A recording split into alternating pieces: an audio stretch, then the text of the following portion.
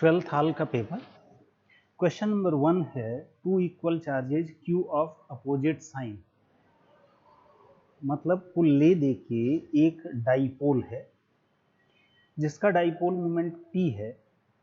P is a point at a distance r from center of dipole and at the line joining the center of dipole to this point makes angle theta with the axis of dipole.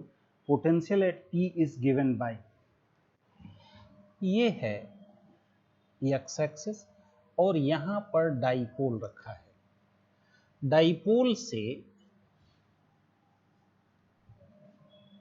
के centre से x axis के साथ या dipole के axis के साथ theta angle बनाते हुए एक पॉइंट P है और यहां पर r डिस्टेंस पर है और डाइपोल मोमेंट P के बराबर है, स्मॉल p से डिनोट कर रहे हैं। तो पॉइंट P पर पोटेंशियल के लिए अगर लिखें तो पोटेंशियल का फार्मूला लेने के लिए हम इस डाइपोल को दो पार्ट में कंसीडर कर रहे हैं। इसका डाइपोल मोमेंट का एक कंपोनेंट अलोंग द लाइन, अगर ओरिजिन O है तो OP के अलोंग और परपेंडिकुलर। किसी भी डाइपोल के कारण परपेंडिकुलर बाइसेक्टर पर पोटेंशियल 0 होता है, तो जो परपेंडिकुलर कंपोनेंट होगा इसकी जो वजह से पोटेंशियल 0 होगा और अलोंग द लाइन जो कंपोनेंट होगा वो होगा P cos थीटा। तो पोटेंशियल एट पॉइंट P लिखें तो ये होगा K into P cos theta divided by R square. K की वैल्यू अगर रख दें तो ये आएगा 1/4 pi epsilon 0 P cos theta divided by R square.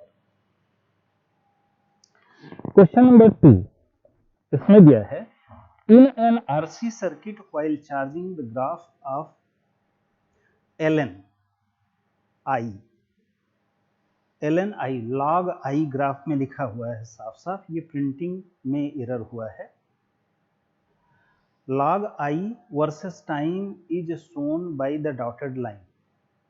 अगर हम RC सर्किट में लें तो RC सर्किट में करंट के लिए हम लिखते हैं current I is equal to EMF of the cell into e to the power minus t divided by RC।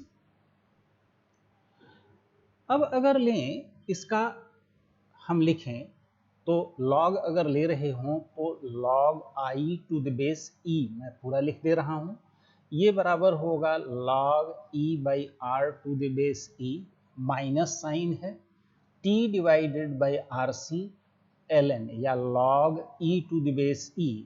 log e to the base e अगर करेंगे तो ये 1 आ जाएगा, यानी हमारे पास आएगा माइनस t इंटू 1/RC लिख सकते हैं plus log EMF divided by r to the base e। ये पॉजिटिव है। अगर इसे हम ले रहे हों कि ये y एक्सिस पे रिप्रेजेंट कर रहे हैं और टाइम x एक्सिस पर अगर है तो log i और टाइम के साथ बना रहे हैं, तो ये y is equal to mx plus c के फॉर्म में है। mx प्लस c के फॉर्म में अगर ले रहे हैं तो यहाँ पे इसका जो कोएफिशिएंट है, कोएफिशिएंट को थोड़ा सा हम रीअरेंज कर दे रहे हैं, -1/RC। तो जो m की वैल्यू है, स्लोप निगेटिव है, इसका मतलब ग्राफ कुछ ऐसा होगा पहली बार, और इसका पॉजिटिव इंटरसेप्ट होगा, c की वैल्यू पॉजिटिव है। अब है क्वेश्चन में दिया हुआ है when the value of resistance is double. अगर रेसिस्टेंस की वैल्यू हम दोगुना कर दें तो होगा क्या, ये टर्म हमारा आधा हो जाएगा। ये आधा होने का मतलब है कि इंटरसेप्ट हमारा घट जाएगा।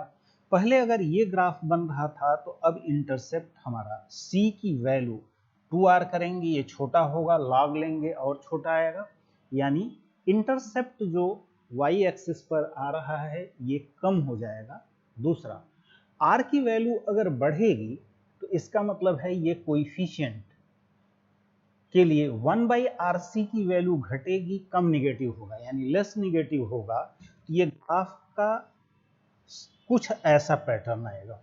अब ऐसे में नीचे आ रहा है तो लॉग के लिए हम लेंगे कि क्यू लाइन है जिसके लिए इंटरसेप्ट कम है और स्लोप लेस निगेटिव है।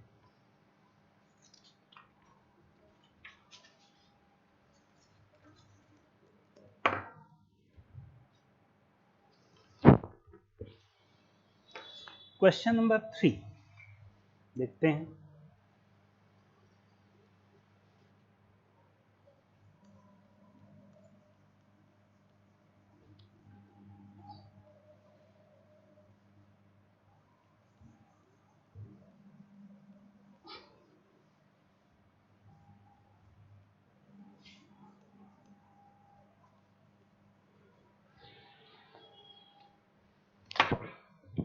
Question number 3. In an experiment, a graph was plotted of the potential difference V between the terminals of a cell against circuit current I by varying load. Internal resistance of cell is given by. इसके लिए graph दिया हुआ है कि potential difference हम जो plot कर रहे हैं वो y एक्सिस पे ले रहे हैं सेल के और करंट को x एक्सिस पे बना रहे हैं। इसे हम बोलते हैं शॉर्ट सर्किट करंट, यानी कोई सेल हो और सेल के एक क्रॉस अगर हम सीधे सीधे तार कनेक्ट कर दें तो केवल इंटरनल रेजिस्टेंस से होके करंट जा रहा होगा and this will be maximum current. और इसे बोलते हैं ओपन सर्किट टर्मिनल पोटेंशियल, यानी सर्किट जब ओपन होगा तब। सर्किट ओपन होने पर दोनों टर्मिनल्स के बीच का जो पोटेंशियल डिफरेंस होता है इसे हम ईएमएफ कहते हैं। और शॉर्ट सर्किट करंट ये हमारा है तब जबकि एक्सटर्नल सर्किट का रेजिस्टेंस 0 हो जाए। तो open circuit EMF potential V अगर है टर्मिनल वोल्टेज तो ये हो जाएगा ईएमएफ के बराबर।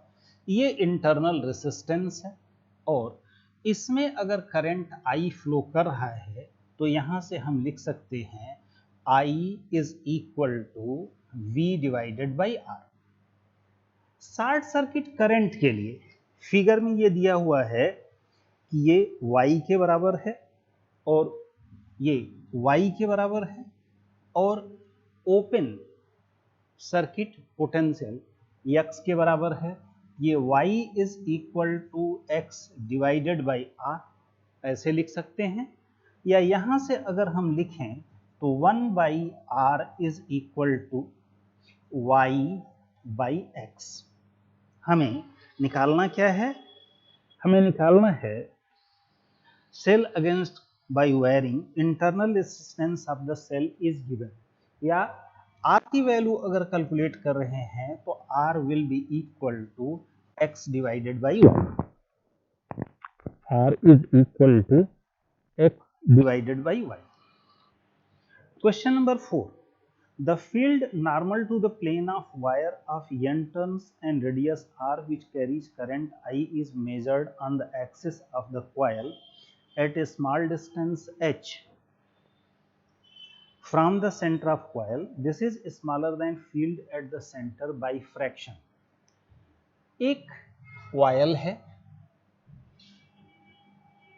हम कॉइल में मान ले रहे हैं कि इसमें कुल n टर्न्स हैं। इसके सेंटर पर कुछ मैग्नेटिक फील्ड होगा और एक बहुत ही small h height above the centre है ऑन द एक्सिस। तो जो पहले सेंटर पर पॉइंट है यहाँ पर अगर हम मैग्नेटिक फील्ड के लिए लिखें B1 है और यहाँ पे मैग्नेटिक फील्ड हम लिख रहे हैं B2। B1 के लिए कोई सर्कुलर लूप अगर है तो मैग्नेटिक फील्ड हम लिखते हैं μ0 I by 2R। n turns हैं तो ये हो जाएगा μ0 n I बाई 2R। इसके एक्सिस पर अगर कोई पॉइंट है तो एक्सिस के किसी पॉइंट पर निकालने के लिए हम मैग्नेटिक फील्ड अगर लिख रहे हो तो ये बराबर होगा μ0 बाई 4 पाई। इसे हम एक मैग्नेटिक डाइपोल की तरह ट्रीट करते हैं μ0/4 into 2 magnetic dipole, 2 times the magnetic dipole, 2 into इसमें कुल n टर्न्स हैं, तो n करंट है I into area, I into area magnetic dipole होता है, एरिया है pi R square, n turns हैं तो n टाइम्स हो जाएगा, divided by R square plus h का स्क्वायर टू द पावर 3/2, ये हुआ। अगर हम लें तो 2 पाई यहां पे कैंसिल हो जाएगा, 2 बचेगा, और अगर हम बाहर निकाल रहे हों तो ऐसे लिख सकते हैं μ0 ni डिवाइडेड बाई 2r, ऊपर से r स्क्वायर है, 2r लिखें तो हम ऐसे लिख सकते हैं 1/1 plus h square divided by r square to the power 3/2। इसे मैथमेटिकली अगर कर रहे हैं तो आर स्क्वायर ऊपर आएगा, यहां से आर अगर हम भीतर से कॉमन ले लें, आर स्क्वायर भीतर से कॉमन ले लें तो यहाँ पे बचेगा 1, यहाँ पे H square by R square होगा, आर स्क्वायर ले रहे हैं तो रूट लेने के बाद आर आएगा और क्यूब करने के बाद आर क्यूब का स्क्वायर यहाँ से कट जाएगा, बचेगा केवल आर, एन बचा, आई बचा, μ0 ni डिवाइडेड बाई 2r। ये रहा magnetic field at height h above the centre of coil. यहां पे 1 by divided by 1 plus h square by R square to the power 3/2 है। अगर इसे बाइनोमियल से हम एक्सपेंड कर दें तो हम ऐसे लिख सकते हैं, जो ये टर्म है ये b1 के बराबर है, इनटू ऊपर ले जाएंगे तो बाइनोमियल से एक्सपेंड करने के बाद ये आएगा 1 minus 3/2 R square, sorry H square by R square. Higher terms हमने नेग्लेक्ट कर दिया, इसमें टर्म किया हुआ है, जो लाइन है बाय बाइनोमियल एक्सपेंशन इसके बराबर आएगा। अब अगर हम लें तो b1 सेंटर पे है और b2 ऊपर जाने के बाद ये वैल्यू है, हम b1 मल्टीप्लाई करें तो टर्म आएगा कुछ निगेटिव में आ रहा है, कुछ निगेटिव में अगर आ रहा है तो इतना पार्ट कम होगा, और इतना पार्ट अगर कम हो रहा है तब हमें निकालना है कि b2 कितना कम है, b2, तो b1 माइनस b2 अगर लिख रहे हों तो b1 की वैल्यू रख के कर सकते हैं, या इसमें से सीधे b1 में से b2 अगर हम सब्ट्रैक्ट कर दें तो ये आएगा b1 into 3/2 h square R square. Higher term को हमने नेग्लेक्ट कर दिया है। तो फ्रैक्शन अगर ले रहे हो तो fraction b1 minus b2 divided by b1 की वैल्यू कैलकुलेट करें तो यह आएगा 3/2 h square by R square. इतना फ्रैक्शन h हाइट पर कम होगा, this is the fraction less at height h।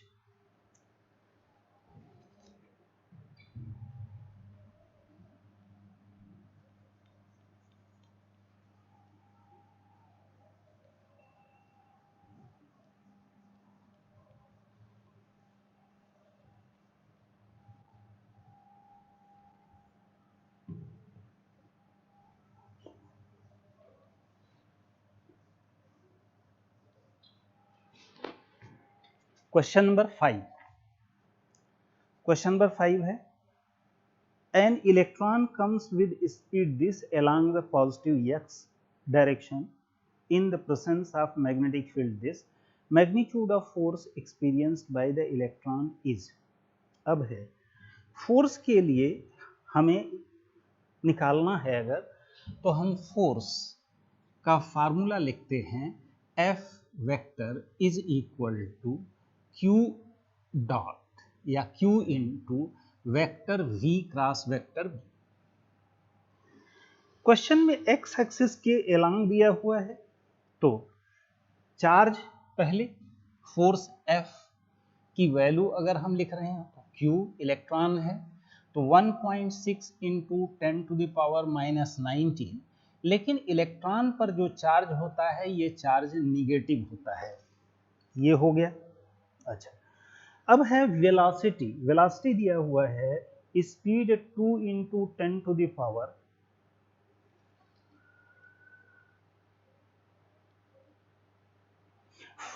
Metre per second into 2 into 10⁵ metre per second along positive x axis cross b की value अगर हम ले रहे हैं तो b है I plus 4j minus 3k cross I plus 4j minus 3k। ये magnetic field की वैल्यू है। अब हमें अगर करें तो 2 इंटू 10⁵ इसके साथ हम कर सकते हैं, 1.6 को 2 के साथ मल्टीप्लाई करेंगे तो आएगा 3.2। 10⁵ को यहाँ पे ले आए तो यहाँ पे बचेगा 10⁻⁻14। तो हम इसको ऐसे लिख सकते हैं -1.6 इंटू 10⁻⁻14, सॉरी ये 3.2 हम लोग निकाले थे, 1.6 को 2 से मल्टीप्लाई करके तो 3.2 ये हुआ। अब ब्रैकेट में यहाँ पे i है, i क्रॉस i 0 हो जाएगा, i क्रॉस j अगर हम कर रहे होंगे तो i cross j will be equal to k, तो ये हमारा होगा 4k। और i क्रॉस k अगर करेंगे तो i क्रॉस k होता है माइनस j, लेकिन माइनस साइन पहले से है तो ये हो जाएगा j, तो 3j प्लस 4k का ये हमारा आया क्रॉस प्रोडक्ट का वैल्यू। यहां पर अब ये अगर वैल्यू हम ले रहे हैं तो माइनस हमारे पास है, निगेटिव डायरेक्शन में होना चाहिए। इस माइनस साइन को अगर हम हटाएंगे तो -3j माइनस 4k होगा, और अगर नहीं हटाते हैं तो इसका मैग्नीट्यूड अगर हम निकाल रहे हों तो मैग्नीट्यूड ऑफ फोर्स F ये बराबर होगा, मैग्नीट्यूड का मतलब है positive value, 3.2 into 10⁻⁻14 into 3i plus 4j का मैग्नीट्यूड लिखें तो 3 का स्क्वायर प्लस 4 का स्क्वायर, 3 का स्क्वायर प्लस 4 का स्क्वायर मल्टीप्लाई करेंगे तो ये आएगा 9 प्लस 16 25, रूट लेंगे तो ये आएगा 5 को इसके साथ अगर मल्टीप्लाई कर रहे हों तो ये आएगा 16। हम लिख सकते हैं 1.6 इंटू 10⁻⁻13 न्यूटन।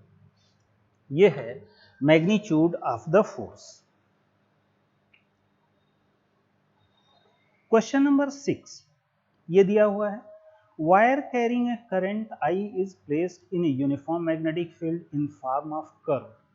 साइनसॉइडल कर्व दिया है, साइनसॉइडल कर्व है y is equal to curve का 4 sin pi x by L, 4 sin pi x by L, pi x by L.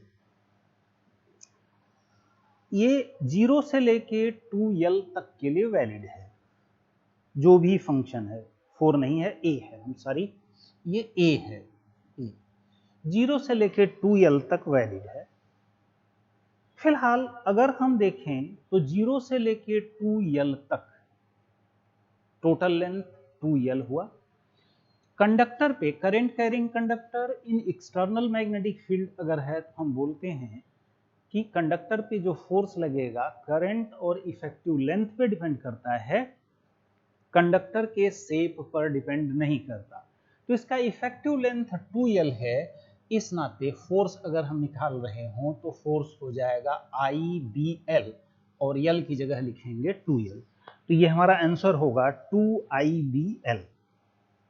Next है question number 7। Question number 7, an inductance L and resistance R are first connected to battery. After some time, The battery is disconnected but L and R remain connected in a closed circuit. Then current reduces to 37% of the initial value. ये है current decay in LR circuit.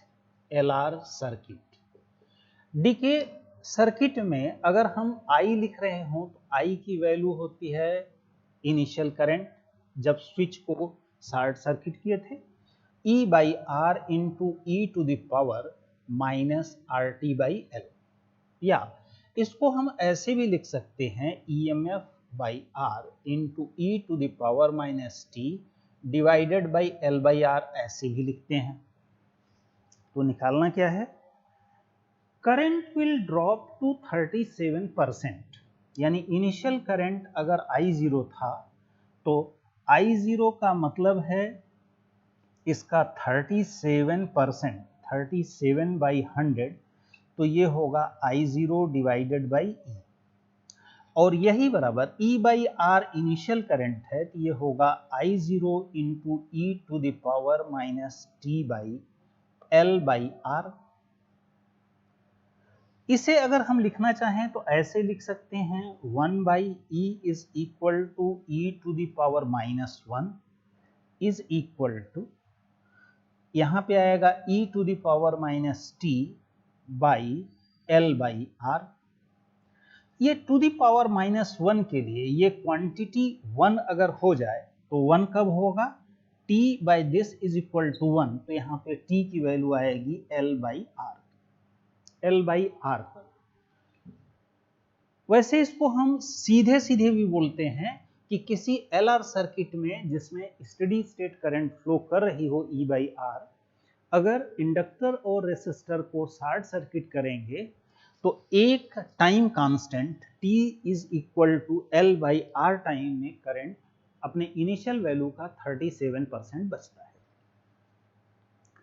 Question number 8, two coils have mutual inductance 0.005 Henry. The current changes in first coil according to equation this, where I0 is equal to this, omega is equal to this.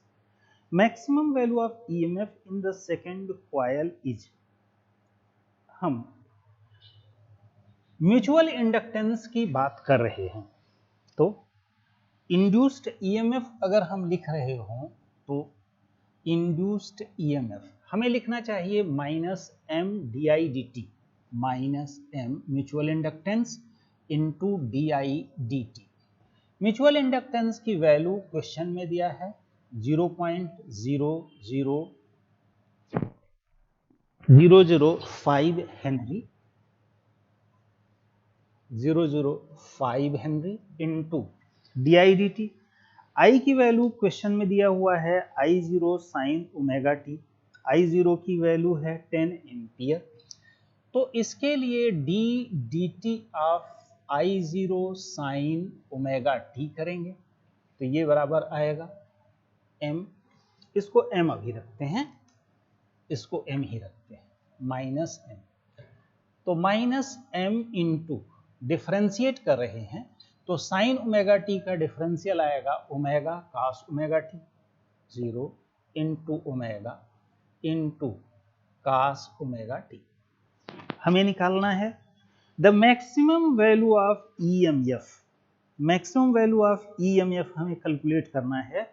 तो ये maximum value तब होगा जब इस function की maximum value 1 हो जाए, क्योंकि कॉस की मैक्सिमम वैल्यू 1 हो सकती है। इसकी वैल्यू अगर 1 हो जाती है तो EMF का मैक्सिमम वैल्यू होगा, और मैक्सिमम ले रहे हैं तो इसका पॉजिटिव वैल्यू ले लेते हैं I0 इंटू ओमेगा। m की वैल्यू है 0.005 इंटू I0 की वैल्यू है 10 एम्पियर, और ओमेगा की वैल्यू क्वेश्चन में दिया है 100 पाई। 100 अगर इसके 2 जीरो हटा दें तो ये कैंसिल हो जाएगा, एक जीरो और हटा दें तो यहाँ पे आएगा 5, तो ये वैल्यू आएगी 5 पाई। आगे बढ़ते हैं, question number 9, resistance 300 ohm and an inductance 1 by pi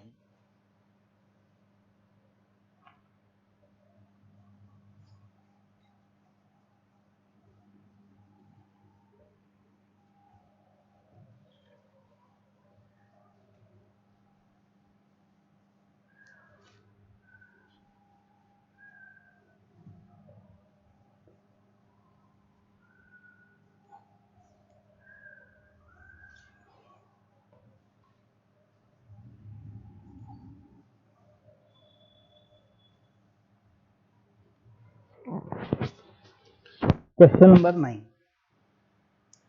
resistance 3 ohm and inductance 1 by pi, R is equal to 300, L is equal to 1 by pi,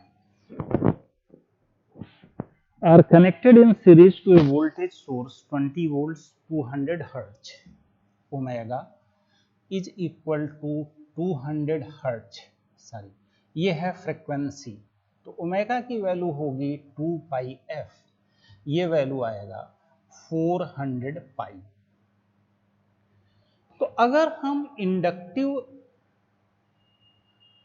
reactance निकाल रहे हों XL, तो ये होगा ओमेगा इंटू एल।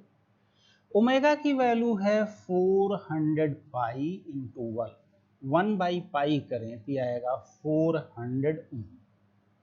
ये है XL की value. ये दो चीजें हो गई। हमें निकालना है phase angle between the voltage and current. Voltage and current, अगर फेज डिफरेंस फाई के बराबर है तो कॉस फाई बराबर हम लिखते हैं R बाई Z, और ये वैल्यू होती है R divided by root of R square plus XL का स्क्वायर। R की वैल्यू है 300 डिवाइडेड बाई अंडर रूट 300 का स्क्वायर प्लस XL की वैल्यू 400 का स्क्वायर।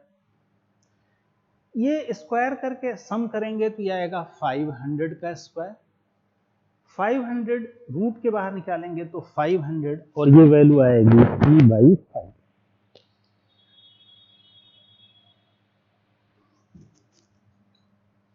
3/5 या फाई की वैल्यू अगर लिख रहे हो तो ये होगा 43 डिग्री, सॉरी 53 डिग्री। अच्छा, देखते हैं ऑप्शन में, लेकिन इसमें सब tan इनवर्स के टर्म में दिया हुआ है। तो अगर हम फाई की वैल्यू लिख रहे हैं 53 डिग्री, तो phi is equal to 53 degree को हम चाहें तो tan इनवर्स 4/3 भी लिख सकते हैं। तो ऑप्शन हमारा फर्स्ट होगा tan इनवर्स 4/3।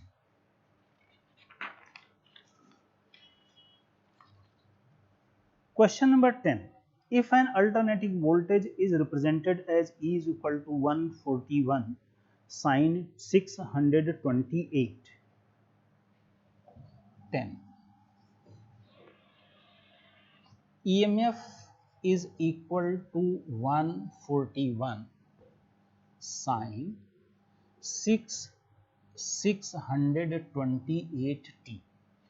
हम इसे चाहें तो लिख सकते हैं ऐसे, √2 इंटू 100 इंटू साइन 200, या 2 पाई अलग कर दें, 6.28 अगर लें तो 2 इंटू 3.14 लिख सकते हैं। 2 पाई इंटू 100 इंटू टी ऐसे लिख सकते हैं। अब ये जो कोएफिशिएंट है, कोएफिशिएंट ये हमारा होता है पीक वैल्यू, पीक वैल्यू। तो अब अगर इसमें हमें देना क्या है, बताना क्या है, बताना है कि the RMS value of the voltage and frequency respectively are. तो अब ये पीक वैल्यू है, तो RMS वैल्यू अगर लिख रहे हो तो peak value E0 divided by √2 होता है। ये वैल्यू अगर रख दें √2 इंटू 100 डिवाइडेड बाई √2 करें, तो इसके लिए RMS वैल्यू जो आ रहा होगा वो होगा 100 वोल्ट। 100 वोल्ट RMS वैल्यू हमारा 100 वोल्ट है, और ओमेगा इज इक्वल टू ये होता है 2 पाई एफ, और ये वैल्यू दिया हुआ है 2 पाई इंटू 100। 2 पाई से कैंसिल हो जाएगा, यहां से फ्रीक्वेंसी ऑफ द सोर्स आएगा 100 हर्ट्ज, यानी पीक वैल्यू 100 वोल्ट और frequency 100 hertz. Next question number 11, question number 11 है 2.5 by pi microfarad capacitor and 3000 ohm resistor are joined in series to an AC source of 200 volt 50 second frequency, power factor of the circuit and the power dissipated in it will be respectively. इसमें हमें पहला काम करना है कि resistance दिया हुआ है 3000 ओम, बल्कि थोड़ा जगह ज्यादा चाहिए होगा तो इसको अलग से करते हैं। क्वेश्चन नंबर 11 को, question number 11, R is equal to 3000 ohm and C is equal to 2.5 by pi, 2.5 by pi microfarad ये है, और फ्रीक्वेंसी इसमें दिया हुआ है 50 साइकिल पर सेकंड, 50 हर्ट्ज। तो यहां से अगर हम ओमेगा लिख रहे हों तो ओमेगा बराबर होगा 2 पाई एफ, या ये वैल्यू आएगी 100 पाई। कैपेसिटिव रिएक्टेंस अगर निकाल रहे हों तो X C is equal to 1 by omega C, 1 by omega की वैल्यू होगी 100 pi into 2.5 divided by pi microfarad 10 to the power -6। Pi pi से कैंसिल हो जाएगा। 100 से अगर करेंगे तो 10 टू द पावर -4 बचेगा। 10 टू द पावर -4 ऊपर ले जाएंगे तो 10 टू द पावर 4 यानी 10,000 होगा, और 2.5 से अगर डिवाइड करेंगे तो ये आएगा 4000 ओम। ये रहा कैपेसिटिव रिएक्टेंस। यहां से अगर हम इंपीडेंस निकाल रहे हो तो Z की वैल्यू होगी R का स्क्वायर प्लस XC का square, that is root of 3000 का स्क्वायर प्लस 4000 का स्क्वायर। रूट के बाहर निकालेंगे तो आएगा 5000 ओम। इसमें पहला पार्ट दिया हुआ है power factor of the circuit. Power factor अगर हम लिख रहे हूं तो cos फाई की वैल्यू होती है R by Z। cos phi R की वैल्यू है 3000 डिवाइडेड बाई 5000, ये कैंसिल हो जाएगा और ये वैल्यू आएगी 0.6। R की वैल्यू हुआ 0.6, पावर फैक्टर की वैल्यू हुआ 0.6। अब बात आती है कि ये 200 वोल्ट है और 50 पर सेकंड की फ्रीक्वेंसी है, तो 200 वोल्ट सोर्स अगर दिया हुआ है तो इसके लिए अगर हम कैलकुलेट करें तो पावर बराबर होता है, हम लिख रहे हो तो ये बराबर होता है V square by Z। V square है 200 का square divided by Z। Z की वैल्यू हमने कैलकुलेट किया हुआ था 5000, आई एम सॉरी,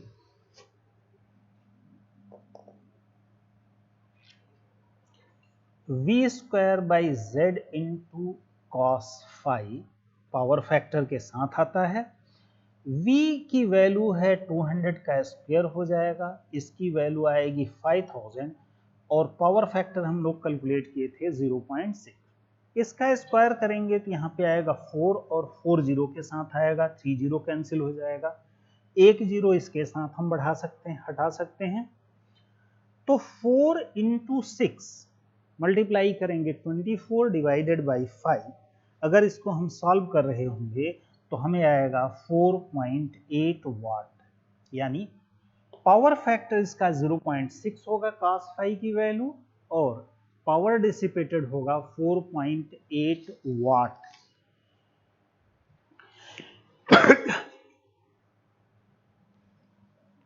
ये रहा क्वेश्चन नंबर 11।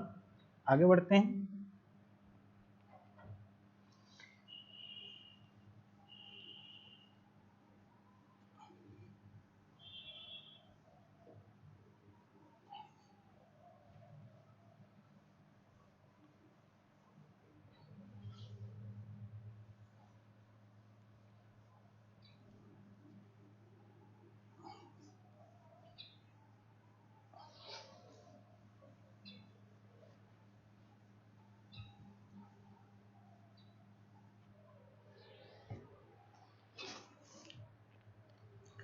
Question number 12.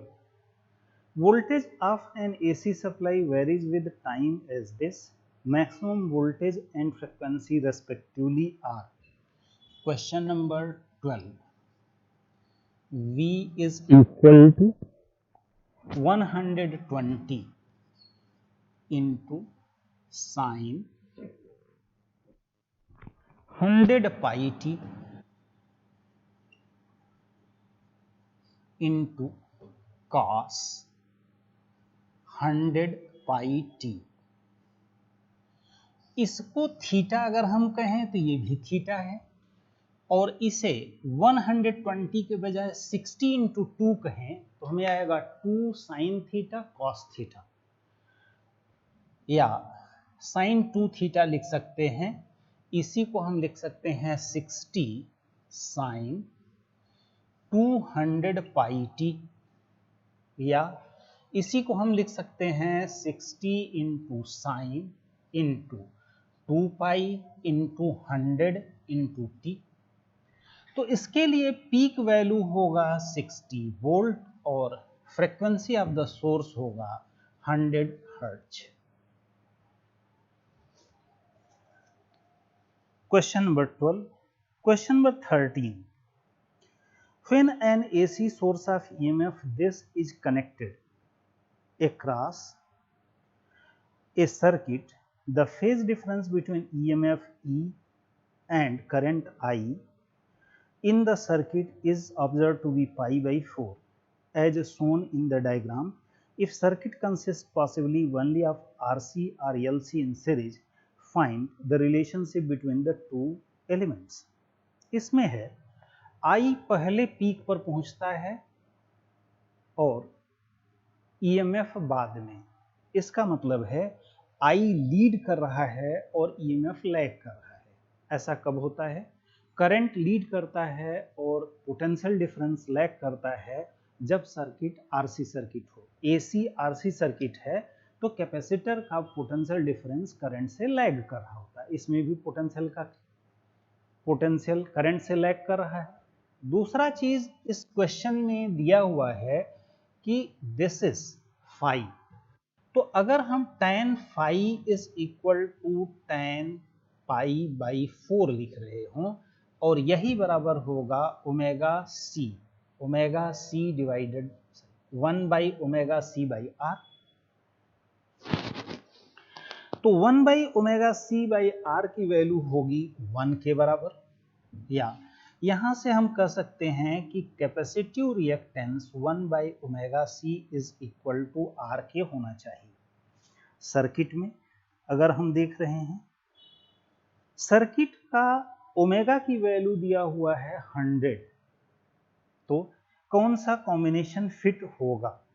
अगर मान लो आर की वैल्यू हम रखते हैं 1 किलो ओम, ओमेगा की वैल्यू 100 रखते हैं और C की वैल्यू रखते हैं 1 माइक्रोफैरड।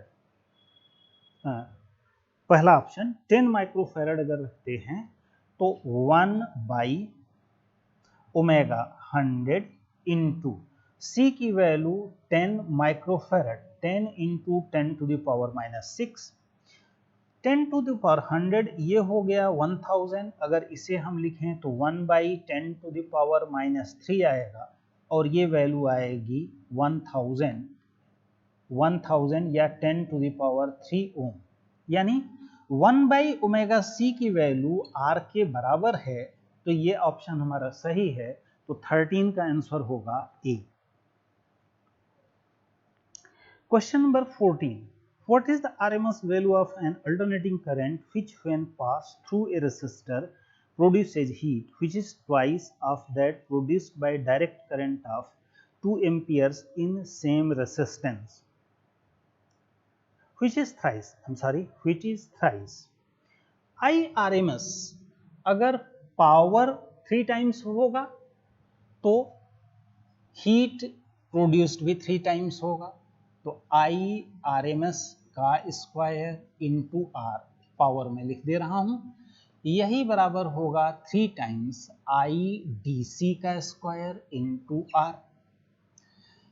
ये अगर हम कैंसिल कर दें तो आर से कैंसिल हो जाएगा, यहां से आएगा IRMS का square is equal to 3 times IDC, और ये वैल्यू क्वेश्चन में दिया है कि produces same current, direct current of 2 ampere, 2 का स्क्वायर। यहां से अगर हम रूट ले लें तो IRMS will be equal to root 3 times 2, ये हुआ रूट 3 टाइम्स 2। लेकिन हमें निकालना क्या है, what is the RMS value. तो RMS वैल्यू अगर हम कैलकुलेट कर रहे हैं तो ये आ रहा है रूट 3 की वैल्यू हम रख सकते हैं 1.73, और 2 से अगर मल्टीप्लाई करेंगे तो ये आएगा 3.46 एम्पियर। नेक्स्ट देखते हैं question number 15। Light beam is reflected by using two mirrors as in periscope used in submarines. If one of mirrors rotates by angle theta, the reflected light will deviate from its original path by the angle. Question number 15। ये theta angle पर दो plane mirrors हैं। अगर light कोई आ रही है और इसे हम अगर रोटेट करते हैं, use two mirrors as in periscope used in submarines, one of the mirrors rotates by angle theta। इनका किसी भी एंगल पर इंक्लाइंड है, हमें नहीं पता है।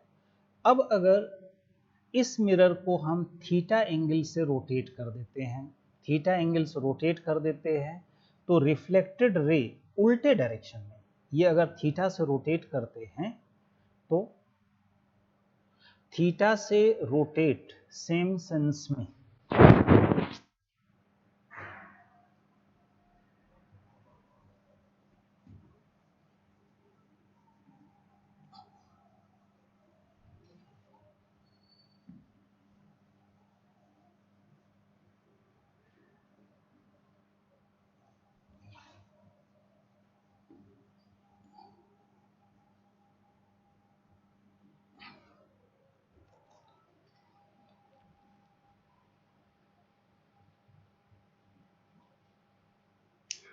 Question number 17।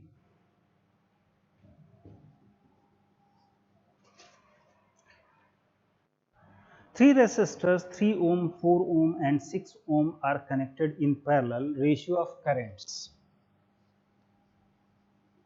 3 ohm, 4 ohm, 6 ohm are connected, 3, 4, 6। हम मान ले रहे हैं कि इनके क्रॉस पोटेंशियल डिफरेंस V के बराबर है। इसमें करंट है I3, I4, I6। अगर करंट निकाल रहे हैं तो I3 रेशियो I4 सीधे कर रहे हैं, ratio I6। Potential difference V है तो इसमें करंट होगा V/3 रेशियो V/4, इसमें करंट होगा V/4 रेशियो, इसमें करंट होगा V/6। अब अगर हम इनको सभी मिले रेशियो ले रहे हैं तो V से कैंसिल हो जाएगा, यह आएगा 1/3 रेशियो, 1/4 रेशियो, 1/6। रेशियो है तो इसमें सेम क्वांटिटी से सब में मल्टीप्लाई कर सकते हैं। अगर 12 से मल्टीप्लाई कर दें तो यही होगा 12/3 रेशियो 12/4 रेशियो 12/6। 12 से कर रहे हैं, 3 से डिवाइड करेंगे तो यह आएगा 4, यहाँ पे बचेगा 3 और यहाँ पे बचेगा 2, रेशियो होगा 4:3:2। Question number 18। Magnetic field at distance 40 centimetre from long straight conductor carrying 400 ampere current is. Magnetic field 18th question. Magnetic field B के लिए फार्मूला होता है μ0/2π लॉन्ग कंडक्टर के लिए I/R। μ0/2π की वैल्यू होती है 2 × 10⁻⁻⁷। इसमें दिया हुआ है conductor is carrying 400 ampere current 400 I at distance 40 centimetre. तो 0.4 मीटर हो गया। अब ये 4 से कैंसिल हो जाएगा और ये डेसिमल ऊपर जाएगा तो 1000, और यहाँ पे अगर हम मल्टीप्लाई कर रहे हों तो हमारा आंसर आएगा 2 × 10⁻⁻4 Tesla. 2 × 10⁻⁻4 Tesla magnetic field. Next देखते हैं क्या है। नेक्स्ट है question number 19। There is 5 ohm resistance in an AC circuit.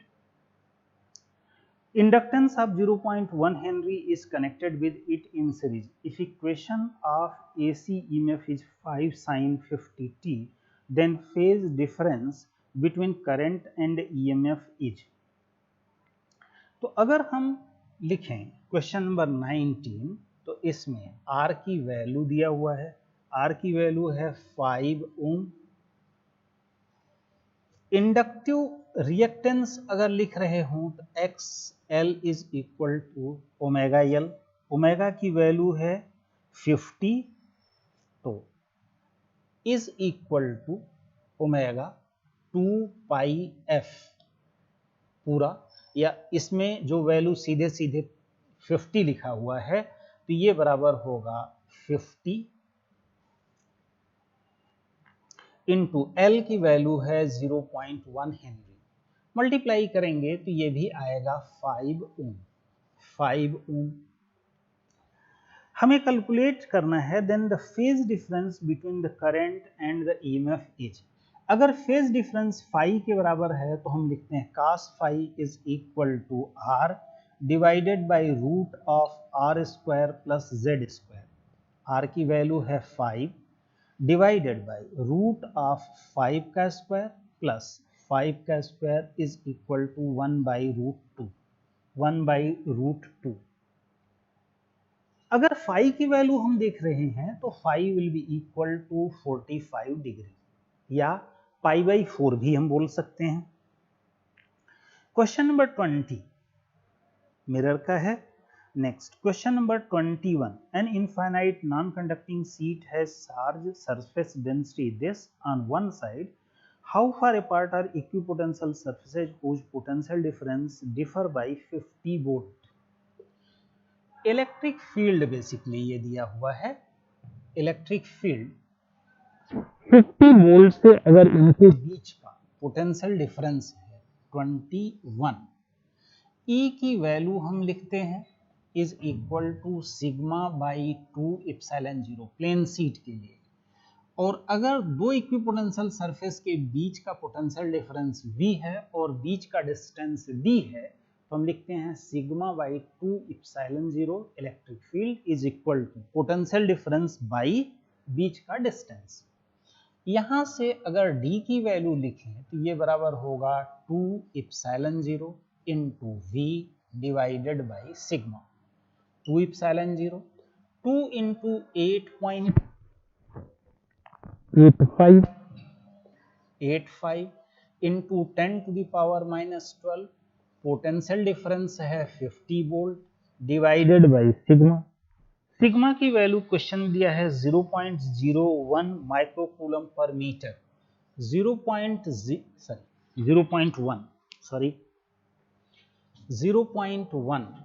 Into 10 to the power -6। ये माइनस पॉइंट हटाएंगे तो -7 हो जाएगा, और 50 का 2 के साथ मल्टीप्लाई करेंगे तो ये 100 होगा। -7 ऊपर जाएगा +7 +2 9। ये वैल्यू अगर हम निकालें तो ये आएगा 8.85 into 10 to the power -3 10 to the power -3 into 10 to the power -3 metre, या यही बराबर होगा 8.85 millimetre. Next question number 22। Question number 22। A 500 microfarad capacitor is charged to steady state of 100 microcoulomb per second. The potential difference across the capacitor will be 10 volt after an interval of। Potential difference V is equal to हम लिखते हैं Q by C, और यही बराबर होगा I into T, I current है into T divided by C. इसमें दिया हुआ है is being charge at rate 100 microcoulomb per second. Rate of flow of charge per unit time को ही हम कहते हैं करंट। I की वैल्यू दिया हुआ है तो यहां से T की वैल्यू अगर हम लिखें तो ये होगा V into C divided by I। V है। What should be the potential difference, ये दिया हुआ है 10 वोल्ट होना चाहिए। C की वैल्यू है 500 microfarad 10 to the power minus 6 is being charge at rate 100 microcoulomb micro 10 to the power minus 6 per second. 10 to the power minus 6 cancel हो जाएगा, 100 से कैंसिल हो जाएगा, 10 इंटू 5 ये वैल्यू आएगी 50 सेकेंड। यानी 50 सेकेंड में कैपेसिटर के क्रॉस पोटेंशियल डिफरेंस 50 वोल्ट होगा।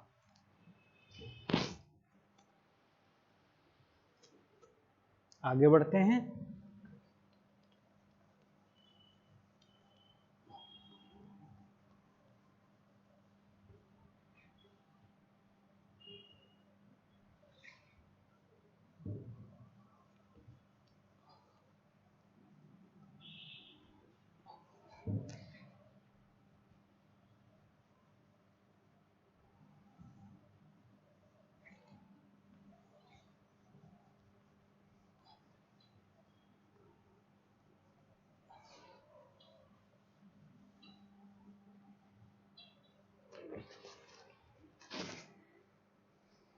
नेक्स्ट क्वेश्चन है 23। Sufficient number of 8 microfarad 250 volt capacitors are available. Find the number of capacitors equivalent required to form a 16 microfarad 1000 volt composite capacitor. ये हमारे पास है 8 microfarad 250 volt. Question number 23, ये available है। Required हमें चाहिए 16 microfarad 1000 volt. ये जो 250 वोल्ट है ये मैक्सिमम पोटेंशियल डिफरेंस है, या इसी को ब्रेकडाउन वोल्टेज बोलते हैं। तो जो कैपेसिटर है वो 250 वोल्ट पे ब्रेकडाउन हो जाएगा, लेकिन हमें जो बनाना है उसका 1000 चाहिए। यानी ऐसे 4 कैपेसिटर्स हमें सीरीज में लगाने होंगे, या 250 250 250 4 कैपेसिटर्स एक साथ सीरीज में लगाएंगे, एक साथ सीरीज में लगाएंगे, 1 2 3 4, तब ये पोटेंशियल डिफरेंस हमारा हो जाएगा 1000 वोल्ट। लेकिन 4 जब हम सीरीज में लगा देंगे तो कैपेसिटेंस 4 टाइम्स कम हो जाएगा, 8 माइक्रोफैरड डिवाइडेड बाई 4 यानी 2 माइक्रोफैरड होगा।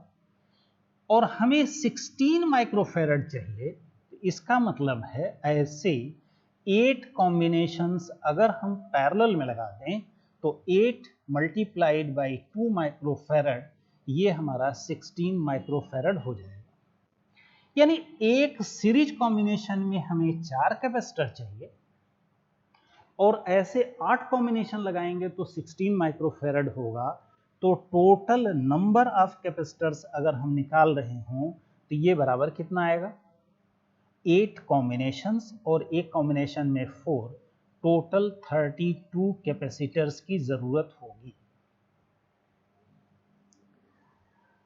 Question number 24, an aeroplane in which distance between the tips of wings is 50 meters is flying horizontally with this speed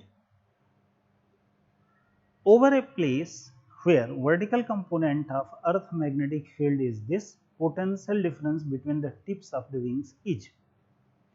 ये मोशनल ईएमएफ का केस है। 24 ईएमएफ की वैल्यू हम सीधे सीधे लिखते हैं BVL। बी की वैल्यू कितना दिया हुआ है, बी है 2 into 10 to the power minus 4, 2 into 10 to the power minus 4। Velocity 360 kilometre per hour, 5 divided by 18, 360 multiplied by 5 divided by 18, ये हो गया metre per second into length.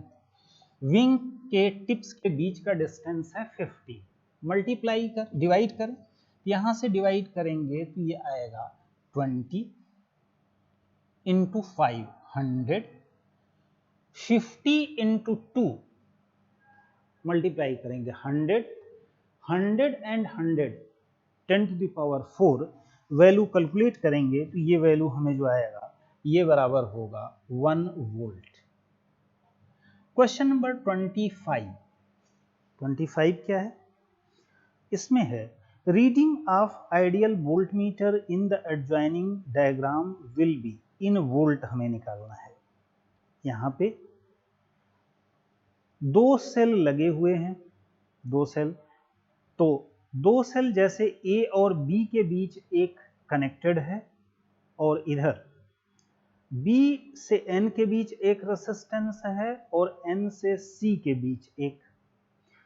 तो current flowing in the circuit अगर हम निकाल रहे हों तो इस पूरे लूप में 20 ओम और 10 ओम के रेसिस्टेंस हैं, यानी कुल 30 ओम, और एक 10 वोल्ट का सोर्स है और दूसरा 4, लेकिन दोनों की पोलरिटी अपोजिट है।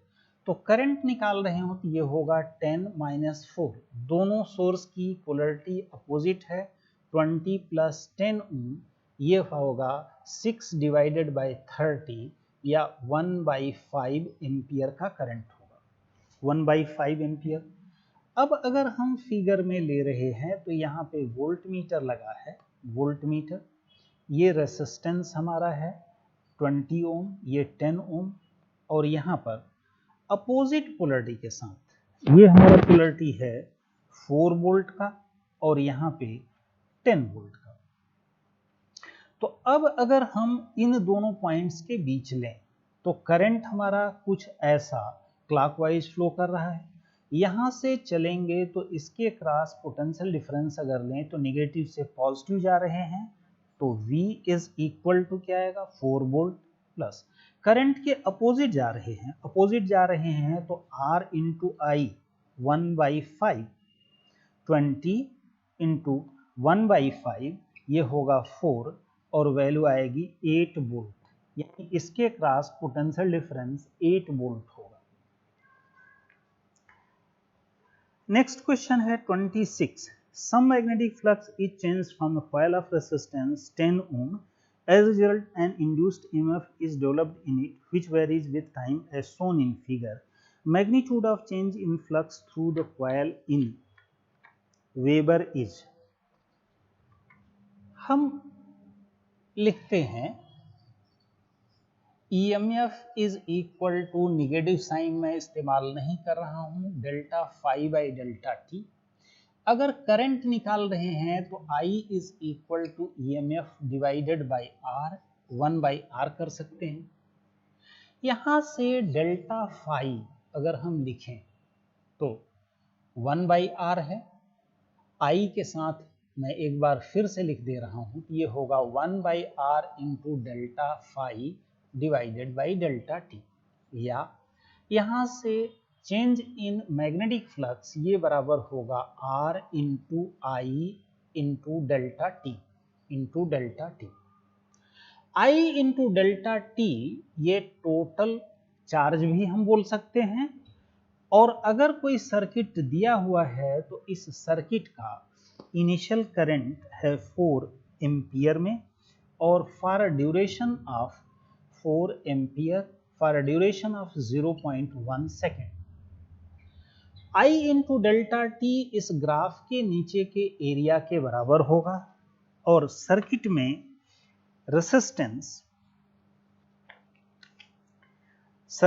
रेसिस्टेंस की वैल्यू है 10 ओम। तो अगर हम वैल्यू रखें तो delta phi will be equal to R 10 into I delta T, इस ग्राफ के नीचे का एरिया, तो ये हो जाएगा 1/2 इंटू 4 इंटू 0.1। यहाँ से डेसिमल अगर हटा दें तो 0 कट जाएगा, इसको डिवाइड करेंगे तो ये आएगा 2 वेबर। नंबर 15, क्वेश्चन नंबर 15 ये दिया हुआ है, light beam is being reflected by using two mirrors as in periscope used in submarines. If one of the mirrors is rotates by an angle theta, केवल एक मिरर को rotate करते, हम बोलते हैं प्लेन मिरर पर अगर इंसिडेंट रे को थीटा एंगल से रोटेट किया जाए तो रिफ्लेक्टेड रे थीटा एंगल से टर्न होता है, लेकिन मिरर को अगर थीटा एंगल से रोटेट करें तो रिफ्लेक्टेड रे 2 थीटा एंगल से रोटेट होता है। केवल एक मिरर को रोटेट किया जा रहा है, इस नाते angle of deviation will be equal to 2 theta, just simple 2 theta के बराबर होगा, क्योंकि केवल एक मिरर को रोटेट किया गया है। नेक्स्ट है क्वेश्चन नंबर 20 ऑप्टिक्स के क्वेश्चंस में, two vertical plane mirrors are inclined at an angle of 60 degree with each other. ray of light, तो 20, दो प्लेन मिरर हैं जो कि एक दूसरे से 60 डिग्री पे इंक्लाइंड है। अब इसमें दिया है ray of light traveling horizontally is reflected first from first mirror, ये है पहला मिरर, ये है दूसरा मिरर। हॉरिजॉन्टली का मतलब है पहले मिरर के पैरेलल आते हुए, दूसरे मिरर के पैरेलल आते हुए, और पहले से रिफ्लेक्ट होता है और फिर दूसरे से रिफ्लेक्ट होता है। ऐसे केस में हम बोलते हैं कि एंगल ऑफ डेविएशन अगर ले रहे हों तो एंगल ऑफ डेविएशन होता है 2 पाई माइनस 2 थीटा। ये दो प्लेन मिरर्स अगर एक दूसरे से इंक्लाइंड है, 2 पाई का मतलब है 360 डिग्री माइनस 2 इंटू 60 डिग्री का एंगल दोनों प्लेन मिरर्स के बीच है तो 120, यहां से एंगल ऑफ डेविएशन आएगा 240 डिग्री। नेक्स्ट ऑप्टिक्स का क्वेश्चन है क्वेश्चन नंबर 27। इसमें है ए light bulb is placed between two plane mirrors inclined at angle 60 degree. दो प्लेन मिरर हैं, ये 60 डिग्री पे इंक्लाइंड हैं और इनके बीच एक लाइट बल्ब हमने रखा हुआ है और 60 डिग्री है। क्वेश्चन में पूछा गया है the number of images formed is, number of images की अगर हम बात करें तो n निकालने के लिए हम करते हैं कि 360 degree divided by angle theta. अगर ये ऑड है तो सेम नंबर होगा और अगर इवन है तो एक कम कर देंगे। तो n की वैल्यू कैलकुलेट करने के लिए 360 डिवाइडेड बाय 60 अगर करें तो ये वैल्यू जो आती है ये 6 आएगी, लेकिन नंबर ऑफ इमेजेस अगर हम निकालेंगे तो number of images will be equal to 6 minus 1 is equal to 5, क्योंकि ये इवन है तो नंबर ऑफ इमेज 1 कम हो जाएगा, घट जाएगा। नेक्स्ट है क्वेश्चन नंबर 28। क्वेश्चन नंबर 28 है it is desire to photograph the image of an object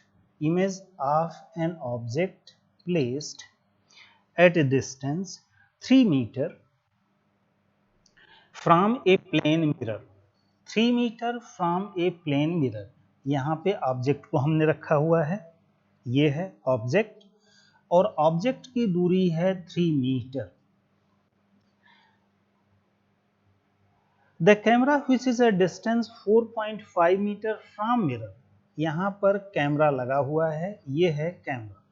camera का डिस्टेंस मिरर से है 4.5 मीटर। क्वेश्चन में पूछा है from the mirror should be focused at distance. अब है कि कैमरे को फोकस कहाँ करेंगे, हमने थोड़ा सा ऊपर बनाया हुआ है दिखाने के लिए। 3 मीटर है तो इस ऑब्जेक्ट का इमेज यहाँ से मिरर के पीछे 3 मीटर पे बनेगा। और कैमरे से अगर हम फोटो खींचना चाह रहे हैं तो कैमरे से डिस्टेंस होगा 4.5 मीटर प्लस 3 मीटर, टोटल हो जाएगा 7.5 मीटर। टोटल डिस्टेंस अगर हम निकालेंगे तो distance of focus 4.5 plus 3 is equal to 7.5 metre पे ये फोकस किया जाएगा। नेक्स्ट क्वेश्चन है, vertical image 3 times the size of an object is obtained with a concave mirror of radius of curvature 36 cm. Distance of object from the mirror is distance of object. पहला चीज इस question में दिया हुआ है कि radius of curvature of concave mirror, तो focal length लिख रहे हो तो -r/2, दैट इज -36/2 करेंगे तो -18 सेंटीमीटर होगा। एक चीज। दूसरा, इसमें वर्टिकल इमेज बना रहे हैं, size of the 3 times the size, यानी मैग्निफिकेशन जो हमारा आएगा वो 3 होना चाहिए। तो मैग्निफिकेशन के लिए हम जो फार्मूला इस्तेमाल करते हैं ये होता है m is equal to f divided by f minus u, जहां पे f फोकल लेंथ है और u distance of the object है। ये वैल्यू होनी चाहिए 3। This magnification required is 3। f की वैल्यू रख देते हैं -18 divided by -18 minus u is equal to 3। Minus minus cancel हो जाएगा तो इसे हम पूरे को प्लस कर दे रहे हैं, और यहां से अगर हम सॉल्व करेंगे तो सॉल्व करने पर u की वैल्यू जो आती है ये आएगा, यहाँ पे 3u से सॉल्व करके अगर हम करेंगे तो u की वैल्यू आएगी 12 सेंटीमीटर। इरेक्ट इमेज बन रहा है, और ये इमेज इंसिडेंटली u की वैल्यू